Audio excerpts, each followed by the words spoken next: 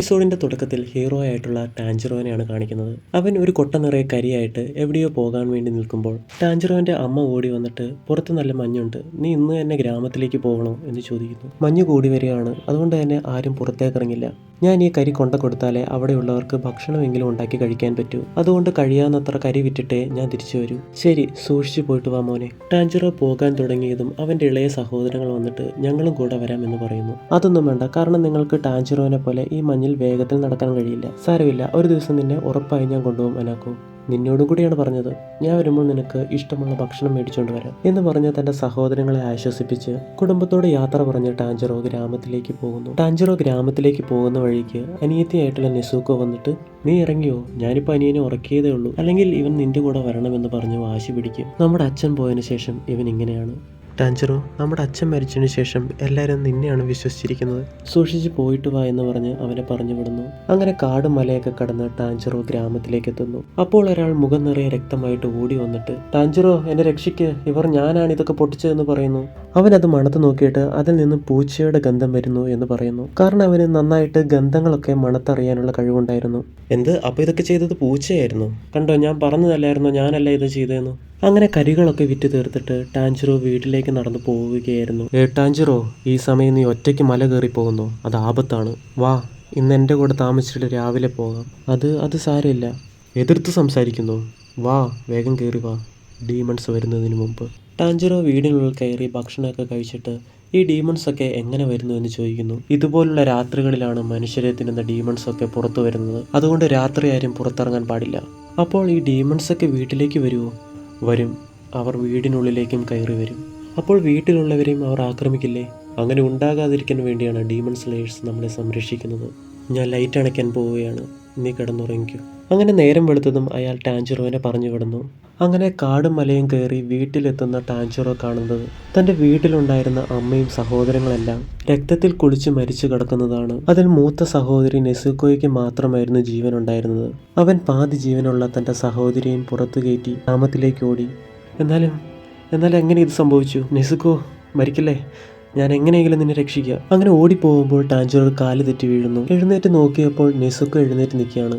ഭാഗ്യം, അവൾക്കൊന്നും സംഭവിച്ചില്ല. നെസുക്കോ, നീ നടക്കണ്ട, ഞാൻ നിന്നെ എടുത്തോണ്ട് പോവാം. പെട്ടെന്ന് അവൾ ഒരു ഡീമണായിട്ട് അവനെ ആക്രമിക്കുകയാണ്. എന്താണ് ഇവിടെ സംഭവിക്കുന്നത്? നെസുക്കോ ഒരു ഡീമണായിരുന്നു. അങ്ങനെയാണെങ്കിൽ ഇവളാണോ എല്ലാവരും കൊന്നത്?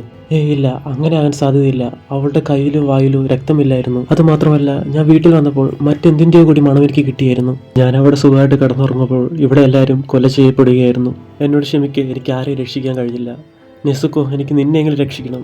നെസുക്കോ, നിന്നെ കൊണ്ട് സാധിക്കും. ദൈവത്തെ ഓർത്ത് ഡീമണായി മാറരുത്. ഇതേ സമയം തന്നെ അതിവേഗത്തിൽ ഒരാൾ അവരുടെ അടുത്തേക്ക് ഓടി വരുന്നതായിട്ട് കാണിക്കുന്നു. അയാൾ ഓടി വന്ന് നെസുക്കോയുടെ തലയിൽ വെട്ടാൻ വേണ്ടി വന്നതും ടാഞ്ചിറോ അവളെ രക്ഷിക്കുന്നു. അതിന് എന്തിനാണ് നീ രക്ഷിക്കുന്നത്? ഇവളെൻ്റെ അനിയത്തിയാണ്, എൻ്റെ കൂടപ്പിറപ്പ്. ഇതിനെയാണോ നീ അനിയത്തി എന്ന് പറഞ്ഞ്? അയാൾ അതിവേഗത്തിൽ ചെന്ന് നെസുക്കോനെ ടാഞ്ചിറോയുടെ കയ്യിൽ നിന്ന് പിടിച്ചുകൊണ്ട് പോകുന്നു. ഞാനൊരു ഡീമൺ സ്ലെയറാണ്. ഡീമൺസിനെ വധിക്കലാണ് എൻ്റെ ജോലി. നിന്റെ അനിയത്തിയും ഇപ്പോൾ ഒരു ഡീമൺ ആയിരിക്കുകയാണ്. അവളായിരിക്കാം നിന്റെ കുടുംബത്തെ കൊന്നത്. അങ്ങനെയല്ല, ഞാൻ അവിടെ ചെന്നപ്പോൾ എനിക്ക് പരിചിതമല്ലാത്ത മറ്റൊരു വാസന കൂടി അവിടെ ഉണ്ടായിരുന്നു. അതാണ് എൻ്റെ കുടുംബത്തെ കൊന്നത്. നെസുക്കോയ്ക്ക് ഇപ്പം എന്താണ് സംഭവിക്കുന്നത് എന്ന് എനിക്കറിയില്ല. ഡീമൻ്റെ രക്തം നിന്റെ സഹോദരിയുടെ ഉള്ളിൽ കയറി നിന്റെ സഹോദരിയും ഒരു ഡീമണായി. ഇത് വളരെ സാധാരണമായി നടക്കുന്ന കാര്യമാണ്. അങ്ങനെയാണ് മനുഷ്യരെ കൊന്നു തിന്നുന്ന ഡീമൺസ് ഉണ്ടാകുന്നത്. അങ്ങനെയല്ല, അവൾ ആരെയും കൊല്ലില്ല. മാത്രമല്ല, അവൾക്ക് ഞാൻ ആരാന്ന് അറിയാം. ഞാൻ എങ്ങനെയെങ്കിലും എൻ്റെ അനിയത്തെ തിരിച്ച് മനുഷ്യനാക്കും. അതിന് ഒരു സാധ്യതയുമില്ല. കാരണം ഒരു തവണ ഡീമണായാൽ പിന്നീട് മനുഷ്യനായി മാറാൻ കഴിയില്ല എന്ന് പറഞ്ഞ് അയാൾ തൻ്റെ വാളെടുത്ത് അവളുടെ ദേഹത്തേക്ക് കുത്തിയതും ടാഞ്ചിറോ സങ്കടം സഹിക്കാൻ വയ്യാതെ നിലത്ത് കിടന്ന് കുമ്പിട്ട് തൻ്റെ സഹോദരി ഒന്നും ചെയ്യല്ല എന്ന് പറഞ്ഞ് കേണപേക്ഷിക്കുകയാണ്. ഇത് കണ്ട് ദേഷ്യം കയറിയ ഡീമൺ സ്ലെയർ, നിർത്ത്, നീ ഇങ്ങനെ കടന്ന് കരഞ്ഞിട്ട് ഒരു കാര്യവുമില്ല. നീ വെറും ദുർബലനാണ്. അതുകൊണ്ടാണ് നിനക്ക് നിന്റെ കുടുംബത്തെ രക്ഷിക്കാൻ കഴിയാണ്ട് വന്നത്. അതുകൊണ്ട് തന്നെ എനിക്ക് നിന്നോട് ഒരു ബഹുമാനവും തോന്നുന്നില്ല. ചിലപ്പോൾ ഡീമൺസിന് നിന്റെ അനിയത്തെ മാറ്റാൻ കഴിഞ്ഞേക്കാം, എന്നാൽ അവരാരും നിന്റെ വാക്കുകൾ കേൾക്കില്ല. കാരണം നീ ദുർബലനാണ്. എന്തുകൊണ്ട് ഞാൻ വന്നപ്പോൾ നിന്റെ കോടാലി എടുത്ത് നീ എന്റെ നേരെ വീശിയില്ല? എന്തിന് നിന്റെ ബലഹീനത നീ എന്നെ കാണിച്ചു? ഇങ്ങനെയുള്ള നീയാണോ നിന്റെ അനിയത്തെ സംരക്ഷിക്കാൻ പോകുന്നത്? ഇതെല്ലാം കേട്ട് ടാഞ്ചിറോയുടെ കണ്ണ് നിറഞ്ഞൊഴുകുകയാണ്. കരയരുത്, കരയാനുള്ള സമയമല്ലിത്.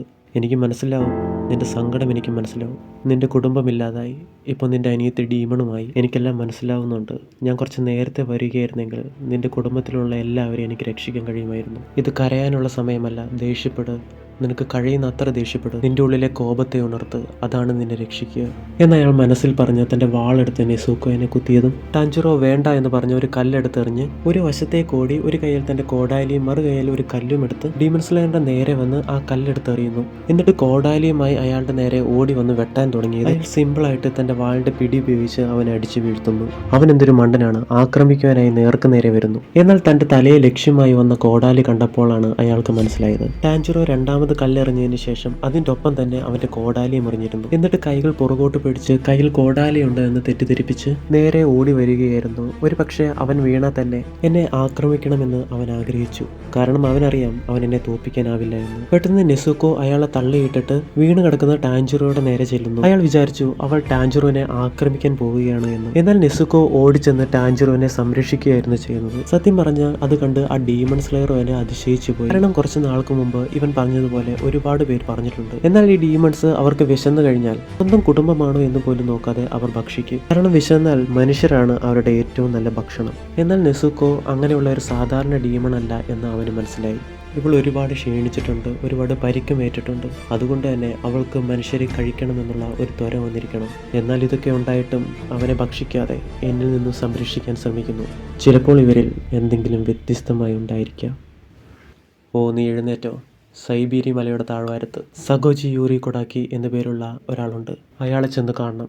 ഗിയോ തോമിയോക്ക അയച്ചതാണെന്ന് പറഞ്ഞാൽ മതി. പിന്നെ നിന്റെ അനിയത്തിനെ ഒരിക്കലും സൂര്യവെളിച്ചത്തിൽ കൊണ്ടുവരുത്. ഇപ്പോൾ മഞ്ഞ് മൂടി നിൽക്കുന്നതുകൊണ്ട് അവൾക്ക് കുഴപ്പമില്ല എന്ന് പറഞ്ഞ് അയാൾ അവിടെ നിന്നും പോകുന്നു. ടാൻജിറോ കൈകൾ കൂപ്പി നന്ദി പറഞ്ഞതിന് ശേഷം ഗിയോ പറഞ്ഞ നാട്ടിലേക്ക് തന്റെ സഹോദരിയുമായി യാത്രയാവുന്നു. അങ്ങനെ ഡീമൺ സ്ലെയർ എപ്പിസോഡ് 1 ഇവിടെ അവസാനിക്കുകയാണ്.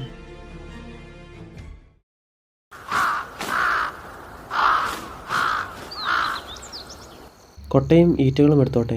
ആ എടുത്തോ മോനെ, എന്നാൽ ആ കുട്ട നിറയെ ഓട്ടകളാണ് കേട്ടോ. ആണോ, നന്ദി, ഞാൻ പൈസ തരാം. ഓ, അതൊന്നും വേണ്ട, അത് ഓട്ടയുള്ളതല്ലേ. ആ ഈറ്റക്കൊമ്പോളും നീ ഫ്രീ ആയിട്ട് എടുത്തു. അത് സാരമില്ല, എൻ്റെ ഒരു പൈസയുണ്ട്, ഞാൻ തരാം. നിന്നോടല്ലേ പറഞ്ഞ വേണ്ടാന്ന്, നിനക്ക് പറഞ്ഞാൽ മനസ്സിലാവില്ലേ? നീ ഭയങ്കര വാശിക്കാരനാണല്ലോ. ദൈവത്തെ ഓർത്തിതെടുക്കണം, എൻ്റെ കയ്യിൽ ഇതേ ഉള്ളൂ. എന്നാൽ ശരി, നന്ദി, ഞാൻ പോയിട്ട് പിന്നെ വരാം. ടാൻജിറോ ഒരു ഗുഹയുടെ മുന്നിൽ ചെന്ന് നെസുക്കോ എന്ന് വിളിച്ചതും അവൾ ആ ഗുഹയ്ക്കുള്ളിൽ നിന്നും പുറത്തു വരുന്നു. എന്നിട്ട് മുള വെട്ടി കുട്ടയുടെ തുളകളെല്ലാം അടച്ചതിന് ശേഷം നെസുക്കോനോട് അതിനുള്ളിലേക്ക് കയറാൻ പറയുന്നു. എന്നാൽ ആ കുട്ട അവളെക്കാളും വളരെ ചെറുതായിരുന്നു. നെസുക്കോ, നീ ഒന്ന് വലുതായതുപോലെ നിന്റെ ശരീരം ഇപ്പോൾ ചെറുതാക്കാൻ കഴിയുമോ?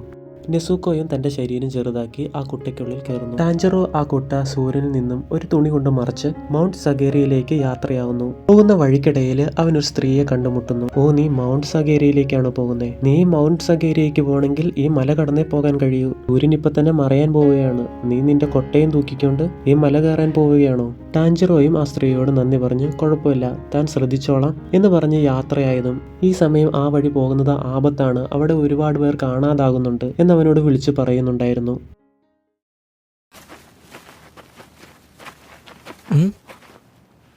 അവൻ കാട്ടിലൂടെ നടന്നു പോകുമ്പോൾ ഒരു ടെമ്പിൾ കാണുകയും അവിടെ വെളിച്ചമുണ്ടായിരുന്നത് കൊണ്ട് അങ്ങോട്ട് ചെല്ലുകയും ചെയ്യുന്നു. എന്നാൽ അടുത്തെത്തിയതും ചോരയുടെ ഗന്ധം അവന് കിട്ടി. അവൻ ഓടിച്ചെന്ന് എല്ലാവർക്കും എന്തു പറ്റിയെന്ന് ചോദിച്ചുകൊണ്ട് വാതിൽ തുറന്നതും കണ്ട കാഴ്ച കണ്ട് അവൻ ഞെട്ടിപ്പോയി. ഒരു ഡീമൻ അവിടെ ഉണ്ടായിരുന്ന ആളുകളെല്ലാം കൊന്ന് തിന്നുകൊണ്ടിരിക്കുന്നതായിരുന്നു അവൻ കണ്ടത്. ഇതെന്റെ സ്ഥലം. എന്റെ സ്ഥലത്ത് ആര് വന്നാലും അതാരായാലും ഒരുപാട് വിഷമിക്കേണ്ടി വരും. മരിച്ചു കിടക്കുന്നവരുടെ ഡെഡ് ബോഡി കണ്ട് നെസുക്കോയ്ക്ക് വായിൽ വെള്ളം വരികയാണ്. ടാൻജിറോ ഒരു ഡീമനെ നേരിട്ട് കണ്ട് ഞെട്ടി നിൽക്കുകയാണ്. നിങ്ങളെ കണ്ടിട്ട് വളരെ വിചിത്രമായിട്ട് തോന്നുന്നല്ലോ. നിങ്ങളൊക്കെ മനുഷ്യരാണ്.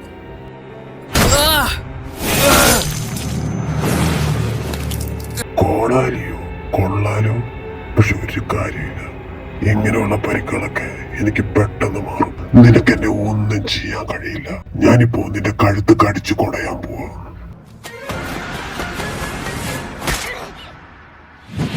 എന്ത്, നിങ്ങളിൽ ഒരാൾ ഡീമണോ? എനിക്ക് അപ്പോഴേ തോന്നി, ഒരു ഡീമൻ എന്തിനാണ് മനുഷ്യന്റെ കൂടെ നടക്കുന്നത്? എന്ത്, തല അറ്റുപോയിട്ടും അത് സംസാരിക്കുന്നു. തല അറ്റുപോയിട്ടും ആ ഡീമന്റെ ശരീരം അവരെ ആക്രമിക്കുകയാണ്. ആ ഡീമന്റെ തലയാണെങ്കിൽ 2 കൈകൾ മുളച്ച് ടാൻജിറോനെ ആക്രമിക്കുന്നു. അവൻ തന്റെ തല കൊണ്ട് ആ ഡീമന്റെ തലക്കെട്ട് ഒരു ഇടി കൊടുത്തിട്ട് ആ കോടാലിയോട് കൂടി അതിന്റെ തലയെ വലിച്ചെറിയുന്നു. കോടാലി തെറിച്ചുപോയി ഒരു മരത്തിൽ തങ്ങി നിൽക്കുകയും ഡീമന്റെ തല ആ കോടാലിക്കിടയിൽ കുടുങ്ങിപ്പോവുകയും ചെയ്യുന്നു. നെസുക്കോയെ അടിച്ചുകൊണ്ടിരുന്ന ഡീമനെ ടാൻജിറോ തടയാൻ വേണ്ടി ചെന്നതും രണ്ടുപേരും കൊക്കയിലേക്ക് വീഴുന്നു. എന്നാൽ നെസുക്കോ ടാൻജിറോനെ പിടിക്കുകയും ഡീമന്റെ ശരീരം കൊക്കയിൽ നിന്നും താഴേക്ക് വീണ് നശിക്കുകയും ചെയ്യുന്നു. എന്നാൽ ഡീമന്റെ തലയ്ക്കാണെങ്കിൽ ജീവൻ ഉണ്ടായിരുന്നു. ടാൻജിറോ ഒരു കത്തിയുമായി ആ ഡീമന്റെ തലയുടെ അടുത്ത് വന്നിട്ട്, എന്റെ വീട്ടിലുണ്ടായിരുന്ന ഗന്ധവും ഇവന്റെ ഗന്ധവും തമ്മിൽ ഒരു ബന്ധവുമില്ല. എനിക്ക് ഉറപ്പാ ഇവനല്ല എന്റെ കുടുംബത്തെ കൊന്നത്. എന്നാൽ ഇവനെ ജീവനോടെ വിട്ടാൽ അവൻ കുറെ പേരെ കൊല്ലും. എന്ന് പറഞ്ഞ് ആ ഡീമണെ വെട്ടാൻ വേണ്ടി വന്നതും പെട്ടെന്ന് പുറകിൽ നിന്നും ഒരു കൈ വന്ന് അവനെ പിടിക്കുന്നു. ഇത് വെച്ച് നിനക്ക് അവനെ ഒന്നും ചെയ്യാൻ കഴിയില്ല. പിന്നെ എങ്ങനെ ഞാൻ അവനെ കൊല്ലും? എല്ലാ കാര്യത്തിലും നീ മറ്റുള്ളവരെയാണോ ആശ്രയിക്കുന്നത്? നിനക്ക് സ്വന്തമായിട്ട് ചിന്തിക്കാനുള്ള കഴിവില്ലേ?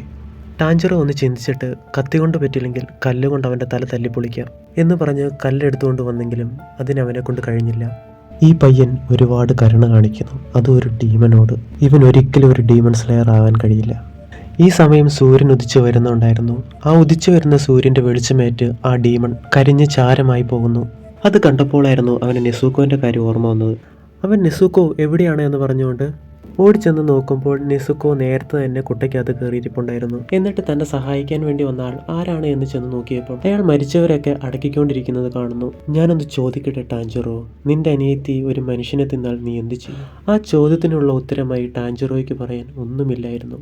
നിന്നെ കൊണ്ട് ചിന്തിച്ച് ഓരോരോ തീരുമാനങ്ങൾ എടുക്കാൻ കഴിയുന്നില്ല. സൂര്യൻ ഉദിക്കുന്നതിന് മുമ്പ് ആ ഡീമണെ നിനക്ക് കൊല്ലാനും കഴിഞ്ഞില്ല. ഞാൻ ചോദിച്ച ചോദ്യത്തിന് നിനക്ക് ഉത്തരം പറയാൻ കഴിഞ്ഞില്ല. അതെന്തുകൊണ്ടാണെന്നറിയോ? കാരണം നീ മനക്കട്ടയില്ലാത്ത ഒരു ദുർബലനാണ്. നിന്റെ അനിയത്തി ഒരു മനുഷ്യനെ തിന്നാൽ നിനക്ക് രണ്ട് കാര്യമേ ചെയ്യാൻ കഴിയും. ഒന്നെങ്കിൽ അവളെ നിനക്ക് കൊല്ലാം, അല്ലെങ്കിൽ നിനക്ക് സ്വയം മരിക്കാം. ഇതൊന്നും നടക്കാതിരിക്കാൻ നീ ദൈവത്തോട് പ്രാർത്ഥിച്ചു. ഒരു കാരണവശാലും നിന്റെ അനിയത്തി ഒരു മനുഷ്യനെ പോലും ഉപദ്രവിക്കാൻ പാടില്ല. ഞാൻ എന്താണ് പറഞ്ഞു വരുന്നതെന്ന് നിനക്ക് മനസ്സിലായല്ലോ? ഒരു ഡീമൺ സ്ലെയർ ആകാൻ നീ യോഗ്യനാണോ എന്ന് ഞാൻ നിന്നെ പരീക്ഷിക്കാൻ പോവുകയാണ്. നിന്റെ അനിയത്തെ എടുത്തുകൊണ്ട് എൻ്റെ പുറകെ വാ. അങ്ങനെ ടാഞ്ചറോയും തന്നെ അനിയത്തെ ചുമന്നുകൊണ്ട് അയാളുടെ പുറകെ ഓടുന്നു. അങ്ങനെ ഓടി ഓടി അവശനായ ടാഞ്ചറോ ടെസ്റ്റിൽ താൻ പാസ്സായോ എന്ന് ചോദിക്കുന്നു. ഇനിയാണ് യഥാർത്ഥ ടെസ്റ്റ് തുടങ്ങുന്നത്. ആദ്യം നമുക്ക് ആ മല കയറണം. എന്ത്? അവർ നെസുക്കയെ ആ വീട്ടിനുള്ളിൽ ഉറക്കിക്കിടത്തിയിട്ട് മലയിലേക്ക് പോകുന്നു. മലയുടെ ഉച്ചിയിലെത്തിയ ശേഷം അയാൾ അവനോട് പറഞ്ഞു, നീ ഇനി എന്താ ചെയ്യേണ്ടതെന്ന് വെച്ചാൽ വന്ന വഴി തന്നെ കണ്ടുപിടിച്ച് വീട്ടിലേക്ക് തിരിച്ചു വരണം, അതും സൂര്യൻ ഉദിക്കുന്നതിന് മുമ്പ് എന്ന് പറഞ്ഞ് അയാൾ അവിടുന്ന് മാഞ്ഞു പോകുന്നു. ടാഞ്ചറോ ഇത്രയേ ഉള്ളൂ, ഞാൻ മണത്ത് വഴി കണ്ടുപിടിച്ച് തിരിച്ചു വരും. എന്നാൽ കാര്യങ്ങൾ അവൻ വിചാരിച്ചതുപോലെ അല്ലായിരുന്നു. തിരിച്ചു വരുന്ന വഴി മുഴുവനും അയാൾ അവന് വേണ്ടി ട്രാപ്പുകൾ സെറ്റ് ചെയ്തിട്ടുണ്ടായിരുന്നു. ആ ട്രാപ്പുകളിലെല്ലാം വീണ് പരിക്ക് പറ്റിയ ടാഞ്ചറോ ഇങ്ങനെ പോയാൽ താൻ നേരം വെളുപ്പിക്കില്ല എന്ന് പറഞ്ഞു എല്ലാം മണത്ത് കണ്ടുപിടിക്കാനുള്ള തൻ്റെ ശക്തിയിലേക്ക് ശ്രദ്ധ മുഴുവനും കൊടുത്ത് ഓരോ ട്രാപ്പുകളായി കണ്ടുപിടിച്ച് മുന്നേറിക്കൊണ്ടിരുന്നു. അങ്ങനെ എല്ലാ ട്രാപ്പുകളും കംപ്ലീറ്റ് ചെയ്ത് സൂര്യൻ ഉദിക്കുന്നതിന് മുന്നേ തന്നെ വീട്ടിലേക്ക് തിരിച്ചു വന്ന ടാഞ്ചറോനെ കണ്ടത് അവനൊരു ഡീമൺ സ്ലെയർ ആകാൻ യോഗ്യനാണ് എന്ന് അയാൾ മനസ്സിലാക്കുന്നു. എത്രയും പ്രിയപ്പെട്ട മാസ്റ്ററിന്, ഡീമൺ സ്ലെയർ ആകുവാൻ വേണ്ടി ഒരു പയ്യനെ ഞാൻ അങ്ങയുടെ അടുത്തേക്ക് അയച്ചിട്ടുണ്ട്. ഞാൻ വരെ അതിശയിച്ചു പോകുന്ന വിധത്തിൽ അവൻ എന്നെ എതിർക്കാൻ വേണ്ടി തയ്യാറായി. അവൻ്റെ കുടുംബമാണെങ്കിൽ ഡീമൺ കാരണം മരണപ്പെട്ടു. അവൻ്റെ സഹോദരിയും ഒരു ഡീമണായി മാറിക്കഴിഞ്ഞിരിക്കുന്നു. എന്നാൽ അവൾ ഒരു മനുഷ്യനെ ഉപദ്രവിക്കില്ല എന്ന് ഞാൻ വിശ്വസിക്കുന്നു. അവർ രണ്ടുപേരിലും വിചിത്രമായ എന്തോ ഒന്ന് ഞാൻ കാണുന്നു. അവൻ ഉറപ്പായി നിങ്ങളുടെ ഒരു നല്ല ശിഷ്യനായിരിക്കും. അവനെ നിങ്ങളുടെ ശിഷ്യനായിട്ട് ഏക്കണമെന്ന് ഞാൻ അപേക്ഷിക്കുക. എൻ്റെ ഈ അപേക്ഷ നിങ്ങൾ സ്വീകരിക്കുമെന്ന് ഞാൻ പ്രതീക്ഷിക്കുന്നു. ആ പയ്യനെയും അവൻ്റെ സഹോദരിയെയും നിങ്ങൾ നന്നായി നോക്കുമെന്ന് ഞാൻ പ്രതീക്ഷിക്കുന്നു എന്ന് നിങ്ങളുടെ വിശ്വസ്തനായ ഗിയോ തോമിയോക്ക.